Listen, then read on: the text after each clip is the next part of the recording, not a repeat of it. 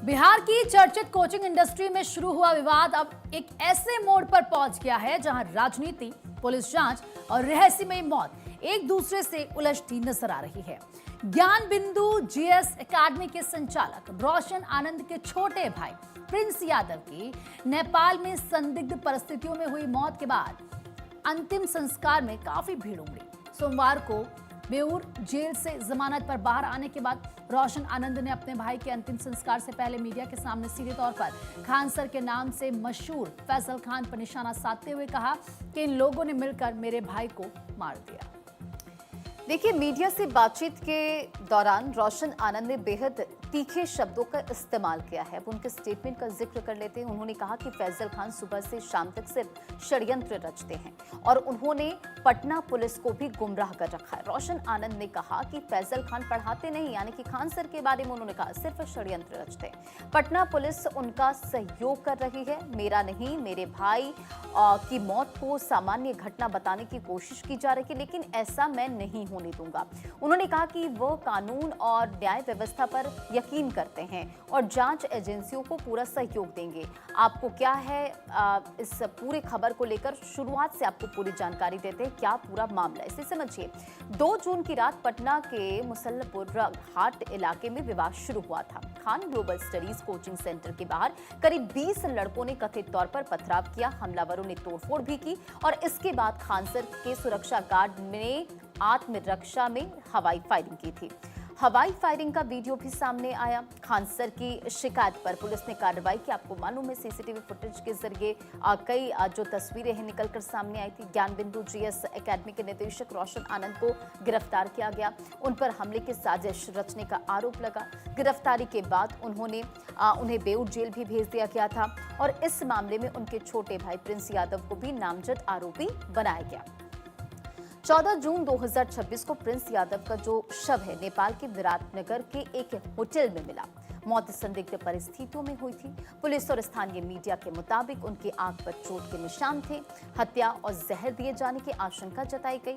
भाई की मौत के बाद 15 जून 2026 को रोशन आनंद को जमानत मिली। पटना सिविल कोर्ट ने उनकी रिहाई का आदेश दिया। जेल से बाहर आते ही उन्होंने मीडिया से बातचीत की, मीडिया से मुखातिब हुए। रोशन आनंद ने खान सर पर गंभीर आरोप लगाए हैं। उनका ये दावा है कि जेल जाने के बाद उनके भाई की हत्या करवाई गई।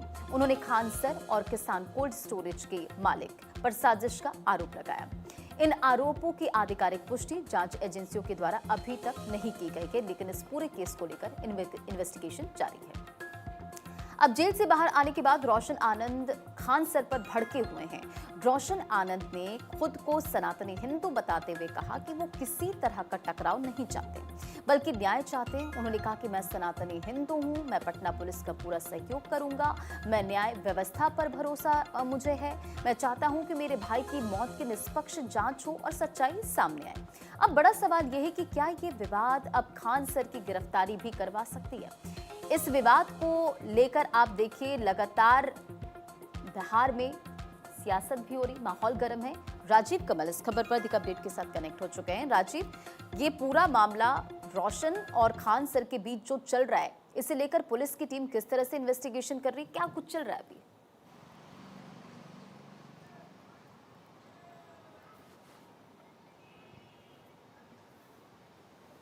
राजीव, आप तक आवाज मिल रही है? जी राजीव, रोशन आनंद और खान सर को लेकर जो विवाद इस वक्त बिहार में जारी है, क्या हम लगातार देख रहे हैं कि जो रोशन आनंद है वो खान सर पर कई बड़े सवाल खड़े कर रहे हैं। अब क्या गिरफ्तारी तक बात आ जाएगी खान सर की?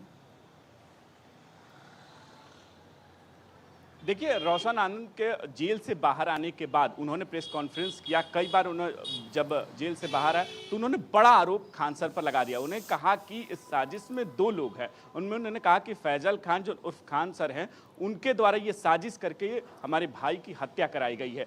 जो नेपाल में जिस तरीके से संदिग्ध हालत में उनकी मौत हुई है, उसके बाद अब कहा जा रहा है कि 5 लोगों को गिरफ्तार किया गया है नेपाल पुलिस की तरफ से। और वहीं एक बात जरूर कि लेकर पुलिस जो है वो छानबीन कर रही है। वहीं अब एक तरीके से जो रोशन आनंद है वो खान सर को लेकर मोर्चा खोल दिया। उन्होंने कह दिया कि देखिए ये जिस तरीके से मौत हुई है ये एक बदला लिया गया है और ये कराया गया है खान सर और एक आदमी का और नाम लिया जो किसान संगठन से जुड़े हुए वो एक आदमी का नाम ले रहे हैं, तो 2 लोगों का इसमें नाम आ रहा है। अब ये देखना है कि पुलिस इसको आगे क्या इन्वेस्टिगेशन कर रही है, लेकिन ये कहा जा रहा है कि ग्लोबल स्टडी जो सेंटर है वहां चस्पा किया गया है, बाकायदा नोटिस चस्पा किया गया है और पुलिस इस मामले को छानबीन कर रही है। और दूसरे जो लोग हैं एक प्रसाद नाम के, उनके द्वारा जो है कदम कुआं थाने में पूछताछ भी की गई है। 2 घंटे तक कल पूछताछ हुई है, तो इसमें कहीं ये लग रहा है कि खान सर से भी इस मामले को लेकर पूछताछ हो सकते हैं क्योंकि गंभीर आरोप लगाए गए हैं। और वहीं अगर बात करें तो नेता प्रतिपक्ष तेजस्वी यादव ने बाकायदा मुख्यमंत्री को लेटर लिखा है और कहा है कि इसकी जांच सीबीआई से कराई जाए।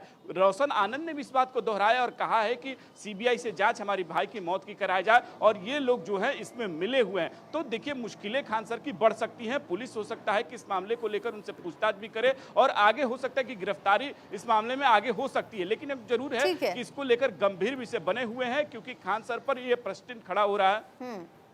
ठीक है राजीव, बहुत बहुत शुक्रिया तमाम जानकारियों के लिए। नजर बनाए रखें आप।